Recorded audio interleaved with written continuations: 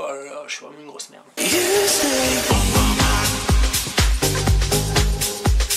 Salut les petits culs, j'espère que vous allez bien. Aujourd'hui on se retrouve pour une nouvelle vidéo, comme tous les vendredis à 18 h. Et aujourd'hui on va s'attaquer à Prométhée. Donc on va replacer l'histoire dans son contexte. Au début, il y avait le chaos. Ensuite, il y a eu Gaïa, Uranos, la Terre, le ciel.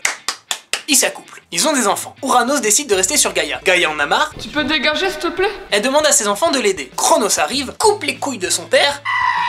Uranos s'éloigne de Gaïa. Je me tire. Le ciel se sépare de la Terre. C'est fini. Uranos, il est colère, hein, évidemment, il a perdu ses boules.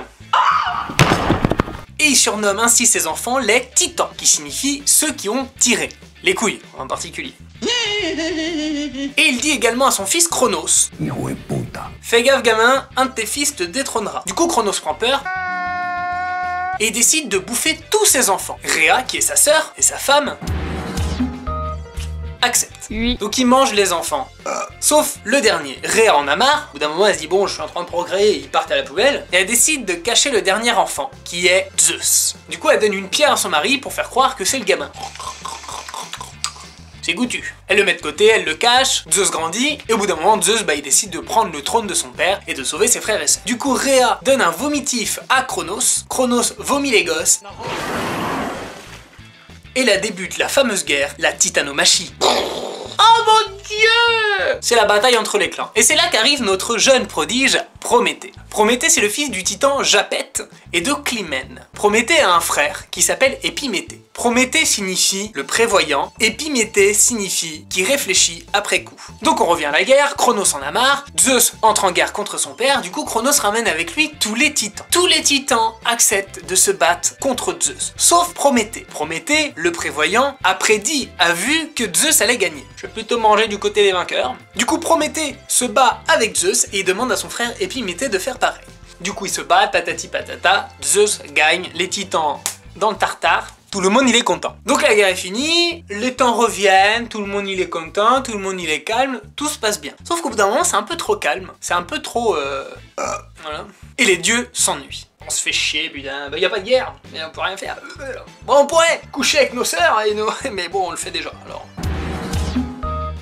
Zeus se tourne donc vers Héphaïstos, Héphaïstos qui est un de ses enfants, et lui demande de créer quelque chose d'unique. Héphaïstos qui est le dieu forgeron. Et il crée les êtres vivants, les animaux, et quelque chose d'unique à l'image des dieux, les hommes.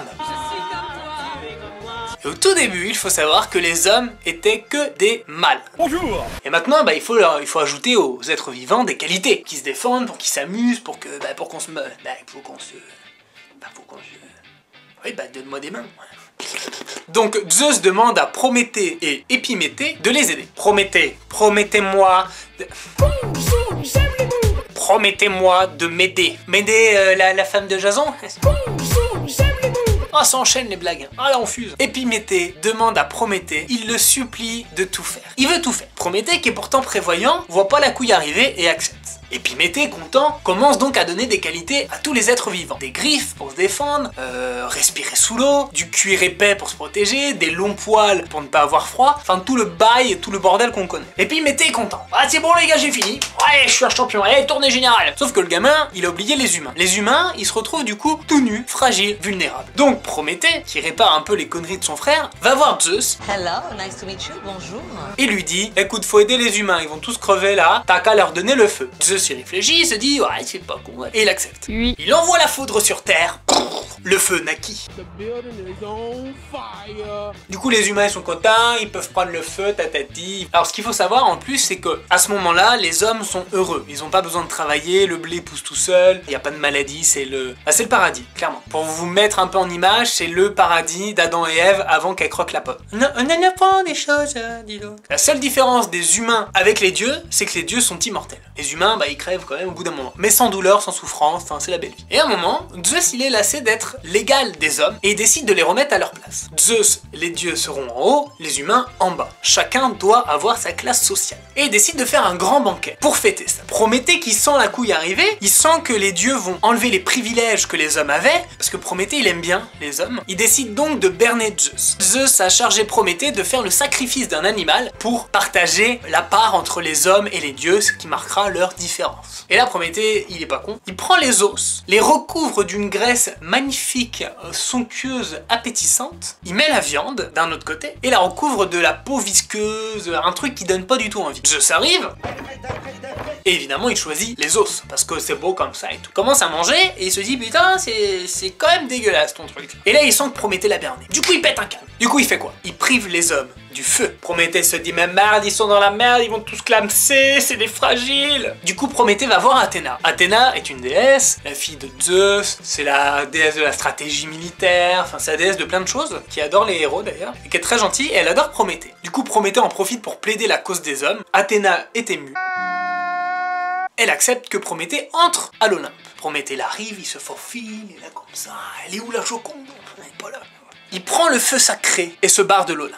Il prend le feu sacré pour le donner aux hommes. Et là pour Zeus, c'est fini. Ça, c'est un truc qu'il fallait pas faire, parce que là, tu viens de réveiller le lion qui dormait dans moi. Il convoque Héphaïstos. Encore? Mais putain, elle peut pas dormir, si merde! Et il lui demande de forger une femme dotée de toutes les qualités existantes. Chaque dieu va donner sa qualité propre à cette femme. Aphrodite la beauté, Athéna les habits. Hermès, lui, donnera donc sa qualité également, qui est un esprit menteur, manipulateur et surtout la curiosité. Et ainsi naît Pandore, la première femme. Pandore qui signifie don de tous les dieux. Hein, je comprends. Zeus, il décide d'offrir Pandore à Épiméthée. Épiméthée voit Pandore. Il hésite. Il se rappelle que Prométhée lui a dit de refuser tous les cadeaux de Zeus. Mais Pandore est tellement belle qu'il accepte. Oui. Ce qu'il faut savoir, c'est que juste avant d'aller sur Terre, Zeus a donné une boîte à Pandore. Une boîte qui est remplie de tous les maux, de tous les malheurs existants. Il a demandé aux dieux de souffler et de donner les plus grands malheurs de la vie qui existe. La maladie, la mort, la souffrance,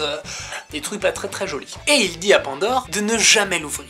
Il lui dit ça pour attiser sa curiosité. Pandore se marie avec Épiméthée, et pendant la nuit de noces, Pandore décide d'ouvrir la boîte. Attisée, piquée par la curiosité, elle se dit, bon, j'aimerais bien voir ce que c'est. Donc, elle ouvre la boîte, et là, tous les maux, les malheurs, la merde s'échappe de la boîte et se répand sur Terre. Mais ce qu'il faut savoir, c'est que tout n'est pas perdu. Parce que Pandore a refermé la boîte quand elle a vu que ça partait en couille. Et en refermant la boîte, elle a bloqué quelque chose. Ce quelque chose, c'est Hermès qui l'avait donné. C'est l'attente craintive.